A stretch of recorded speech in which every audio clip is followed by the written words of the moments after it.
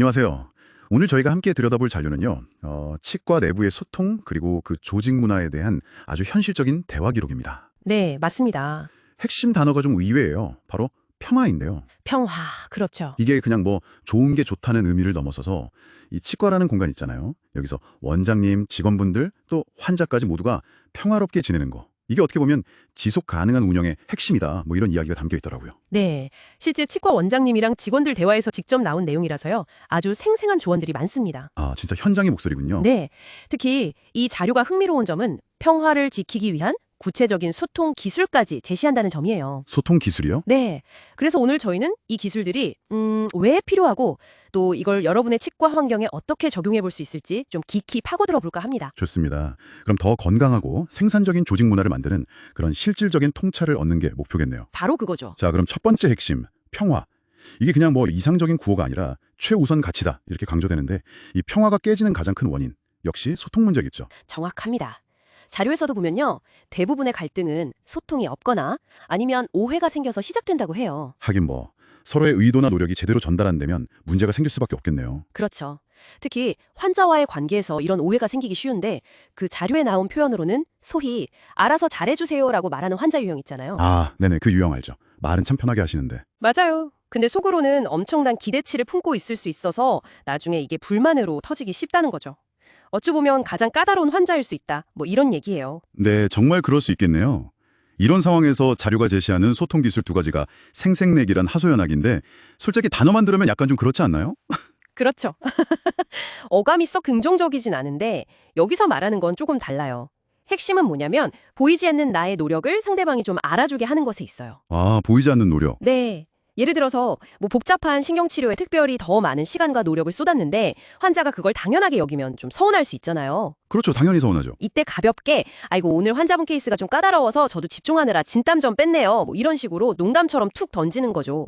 이게 바로 생색내기라는 겁니다. 아하, 그러니까 뭐 대놓고 나 잘했죠 이게 아니라 나의 노력을 상대방이 슬쩍 인지하게끔 알려주는 거군요. 그럼 하소연하기도 비슷한 건가요? 비슷하면서도 약간 결이 다른데요.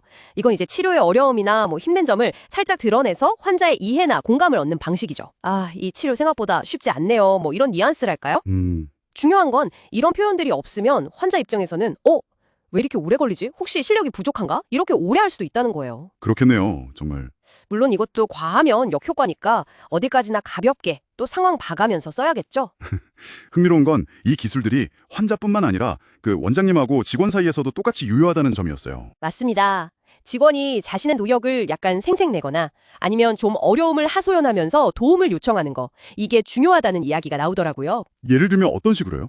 뭐 원장님 지시하신 업무 관련해서 제가 세미나 자료까지 찾아보면서 신경 좀 썼습니다 라든지 아니면 원장님 이 부분은 아직 제게 조금 버겁긴 한데요. 배우면서 열심히 해보겠습니다. 혹시 조언 주실 부분이 있을까요? 뭐 이런 식의 소통이죠. 아, 그렇게 표현하면 서로의 상황을 더 잘 이해하고 좀 더 긍정적인 관계를 만드는 데 도움이 되겠네요. 그렇죠. 원장님 입장에서도 직원의 노력이나 어려움을 알아주는 게 중요하고요. 서로 알아주는 거죠. 네.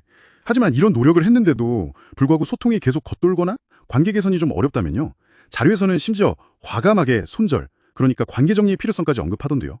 매출 감소를 감수하면서까지요? 네, 그게 바로 장기적인 평화를 위한 어떻게 보면 전략적인 선택이라는 관점이에요. 전략적 선택이요? 네, 소모적인 관계에 계속 에너지를 낭비하기보다는 그 에너지를 좀 더 건강한 관계와 성장에 투자하는 것이 궁극적으로 더 이롭다는 판단인 거죠. 계속해서 같은 문제로 부딪히는 건 그 관계가 더 이상 발전하지 못하고 정체되어 있다는 아주 강력한 신호로 보는 거고요. 아, 정체. 성장이 멈춘 상태군요. 그래서 성장하는 관계가 또 중요한 키워드로 나왔군요. 맞아요. 단순히 문제를 피하는 게 아니라 소통 방식을 바꾸고 반복되는 문제를 해결하려는 노력을 통해서 관계가 발전해야 한다는 거죠. 뭐 예를 들면 예전에 자주 지적받던 실수를 개선해서 더는 그 문제로 이야기하지 않게 되는 것처럼요. 그렇군요.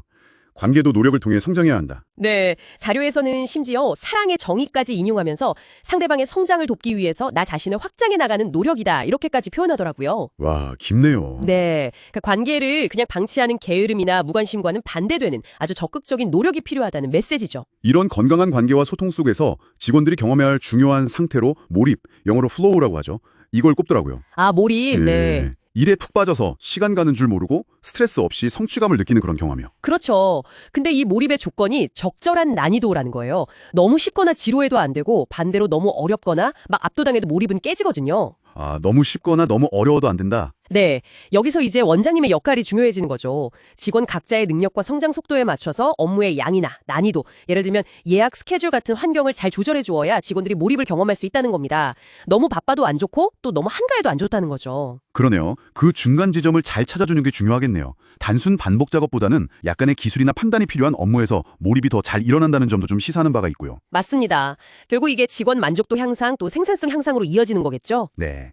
자, 그럼 정리를 좀 해볼까요? 오늘 우리는 치권의 평화라는 핵심 가치를 지키고 또 발전시키기 위해서 생색내기와 하소연하기 같은 구체적인 소통 기술부터 시작해서 관계의 손절과 성장, 그리고 몰입 경험의 중요성까지 살펴봤습니다. 이게 다 연결되어 있는 개념들이네요. 네, 그렇습니다. 평화에서 시작해서 몰입까지 쭉 이어지는 흐름이죠. 자, 그래서 원장님이 이런 말씀을 하셨어요.